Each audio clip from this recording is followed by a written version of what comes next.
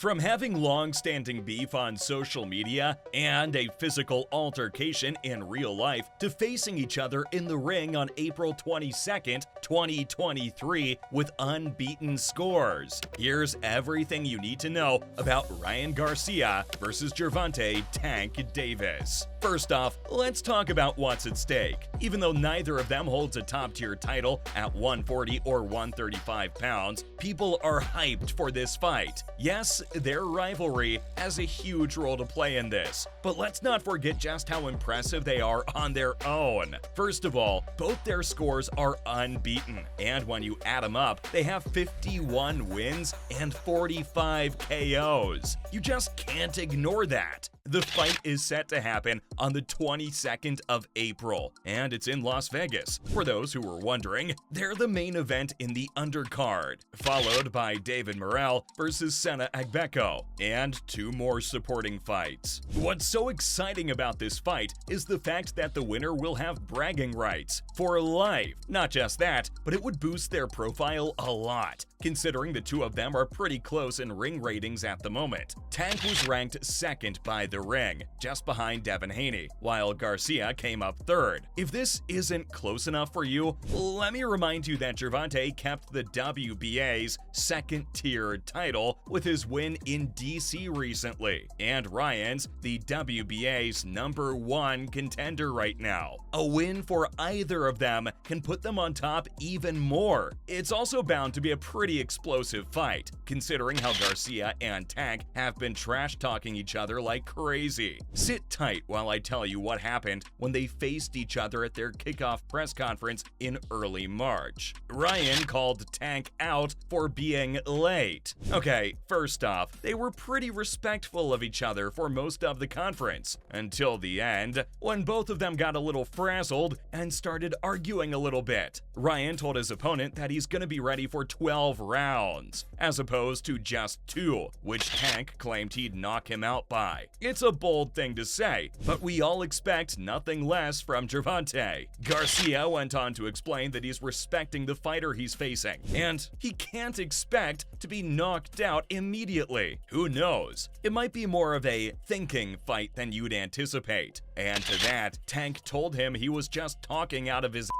Did you think the guy wouldn't have a comeback? This is Ryan Garcia we're talking about. Of course he did. And he said that somebody has to promote the event, which was a pointed jab at the fact that his opponent showed up late to the press conference. As for Tank, it's pretty clear that he's out for blood, because in his final statement, he said that the two of them are just 2 hungry young guys who are gonna have an explosive fight. For him, it's about who's built better, who has that drive, that dog in him, so to speak. With that in mind, let's analyze what kind of boxers these two really are, shall we? When it comes to sheer ability, I'll tell you who I think has an advantage over the other. Honestly, Garcia has better boxing ability. Okay, hear me out. So, Ryan is much taller than Tank and has a longer frame, but this isn't why he has a probable advantage. The magic's in the technique, baby. He has much superior hand speeds and jolting power. And considering he's facing someone smaller and more aggressive, he's gonna pay attention to his hooks more. This means he'll most likely keep Tank off him using a combo of right hands and left hooks to his body instead of just jabs. But then again, Tank's a much more advanced southpaw, so he approaches his opponent by wearing them down with bodywork. But overall, Garcia's got the frame and the speed, so my guess is he'll do much better in this regard. There's much more to a fight than just ability though. While this was a hard choice to make, I'll explain why Tank has better punching power. I mean,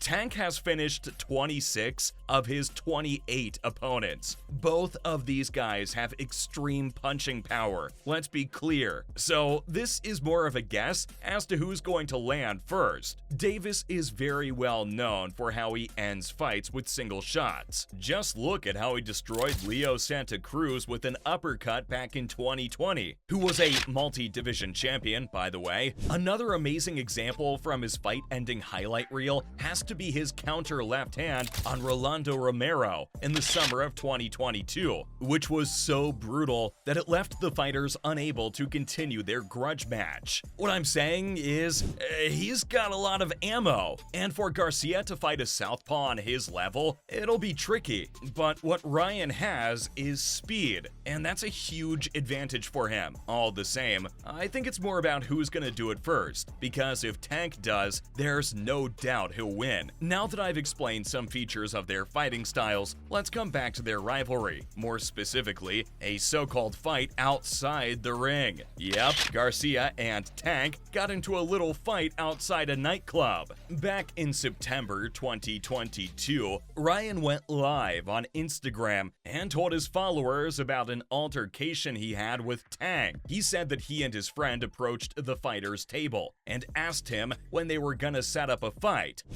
You know what's funny, guys? I actually did see, I seen Tank in the club. He's a tough guy. He's a tough guy. I went up to his table with me and this guy, and we said, yo, are we gonna make this fight happen? And I guess he got offended by that.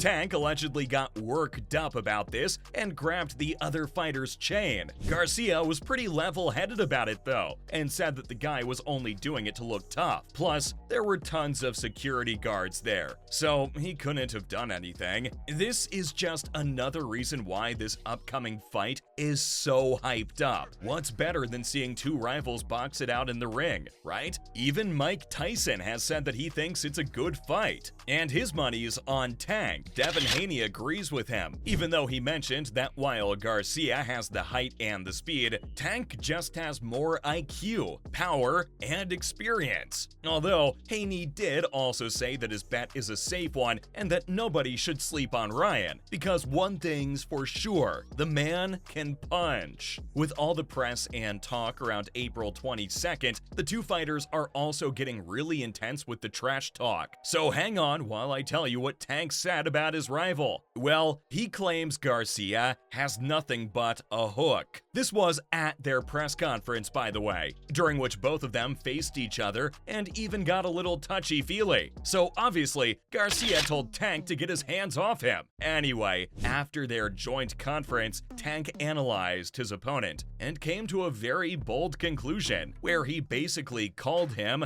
a one-trick pony. He said that the guy kept talking about how he was going to hit him with a hook, but according to Tank, it's the only move he's got. He went on to say that the guy's not a complete fighter, and that fighters should have a whole toolbox of moves and strategies they should be ready with at any given moment. You can't just rely on a punch to knock somebody out. That's not how it works. Well, we'll get to see how this goes down on April 22nd, so let's hang tight till then. And that was everything you needed to know about Ryan Garcia versus Gervonta Tank Davis.